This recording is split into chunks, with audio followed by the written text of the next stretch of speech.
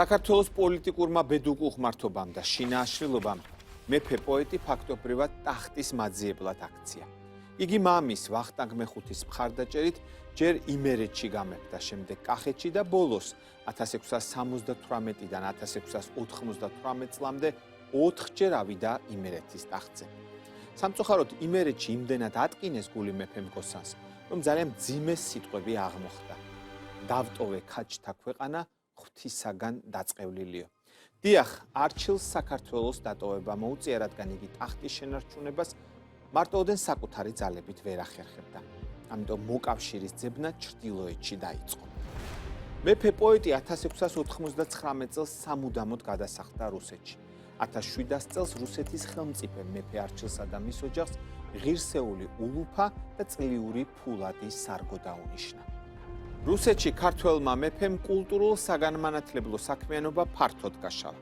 მეფის საქმეთაგან ერთ-ერთი ყველაზე სახელოვანი და აღსანიშნავი ქართული შრიფტი შექმნა. ამისათვის არჩილმა შორეულ ჰოლანდიას ჯერ კიდევ მე-17 საუკუნის 80-იან წლებში მიმართა და იცით ვინ დაეხმარა ამ დიდ საქმეში ქართველ განმანათლებელ ხელმწიფეს? არც მეტი არც ნაკლები ამსტერდამის მერი, იგივე ბურგომისტრი ნიკოლას ვიცენი.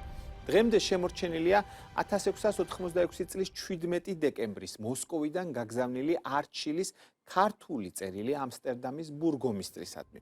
ნიკოლას ვიცენს კი ქართული კალიგრაფია ისე მოეწონა, რომ არჩილის წერილი 1692 წელს ამსტერდამში გამოცემულ თავის წიგნში გამოაქვეყნა. ჰოლანდიაში არჩილ მეფის დაკვეთა ზედმიწევნით შესრულდა და ქართული შრიფტი მოსკოვში გასაგზავნად მომზადდა. დიდია მეფე არჩილის წვლილი ქართულ მწერლობაში, ის ყოველგვარ სპარსულ გავლენას ებრძოდა, რაც მისი აზრით წალეკვით ემუქრებოდა მაშინდელ ქართულ კულტურულ თვითმყოფადობას. რუსეთში მყოფ ქართველ მოღვაწეთა დახმარებით არჩილ მეორემ დააარსა ქართული სტამბა, სადაც 1705 წელს დაიბეჭდა დავითნი.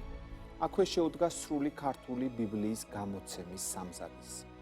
უშვილოთა სჯობს სიკვდილი უკეთურ შვილთა ყოლასა, სჯობს მარტოდ ყოფა კაცისა ბოროტთა თანაყოლასა.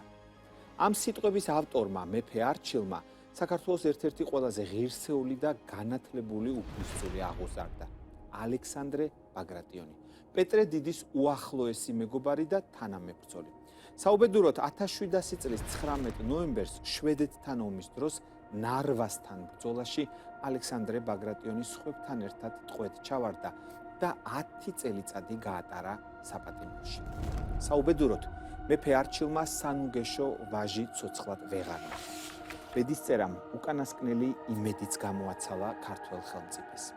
არჩილის შვილის გარდაცვალების შემდეგ წერდა: ოჰ, ჩვენ ყოველგვარ სიკეთეს მოკლებულ საცოდავებს მოგვტაცა შვილი ჩვენი ალექსანდრეს სიკვდილმა, ჩვენ კი მწარე სიბერეში გვიმზადებს წუხარების გზას სამარისაკენ. მეფე არჩილი ერთ-ერთი ყველაზე უიღბლო და მრავალტანჯული ქართველი მონარქი აღმოჩნდა. თუმცა მისი კეთილი საქმეები სამუდამოდ შემორჩა ჩვენი ქვეყნის ისტორიას.